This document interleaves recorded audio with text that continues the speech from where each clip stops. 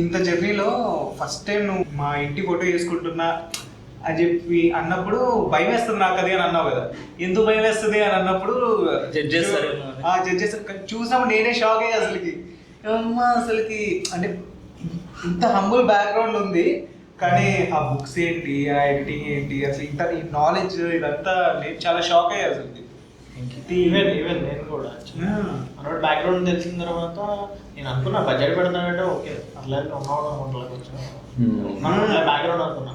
But అంటే ఒక పాయింట్లో నాకు అర్థమైంది ఏంటంటే బ్యాక్గ్రౌండ్ చాలా చిన్నదని. నాకు ఒక 6 months అయితే నాకు తెలియదు యాక్చువల్గా. ఎప్పుడు అన్నాడు సరే బ్యాక్గ్రౌండ్ గురించి చాలా అయితే విషయం నాకు అర్థం కాల. ఎప్పుడు చూపించాడు నాకు ఇది మా ఇల్లు ఇది భయ్యా నువ్వు జోక్ చేస్తున్నావు నిజంగా చెప్తూ జోక్ చేస్తున్నావు కదా నువ్వు ఇంత ఇంట్లో నుంచి వచ్చి నువ్వు షార్ట్ ఫిలిమ్స్ ఏంటి బడ్జెట్ పెడతావు ఏంటి నాకు అప్పుడే షాక్ అయింది. అప్పటికి సూపర్ మ్యాన్ అయిపోయాడు అంతే కదా.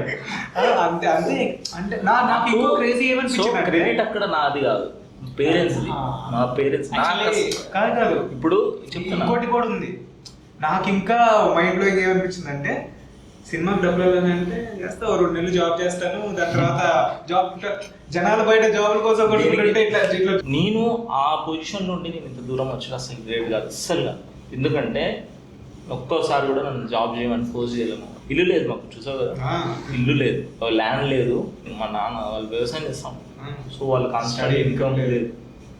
సో అయినా కూడా మా మమ్మ అంటది, నేను అప్పుడప్పుడు బాధపడతాను, షూట్ ఆగిపోతుంటుంది, ఏదో ఒక ఇష్యూలో షూట్ ఆగిపోయి క్యాన్సిల్ అయింది అనుకో, ఆ రోజు డబ్బులు బొక్క అయితే నాకు ఏడుపు వస్తుంది, నాకు బాధ అనిపిస్తుంది. షూట్ క్యాన్సిల్ అయింది నాకు చాలా బాధ అనిపిస్తుంది. నేను ఉన్నా కదా నేను చేస్తాను డైరెక్టర్ అంది నా చాలాసార్లు. నేను ఉన్నా కదా, నేను బతికే ఉన్నా కదా, నేను డైరెక్టర్ చేసుకుంటాను నేను అన్నది మా మమ్మీ.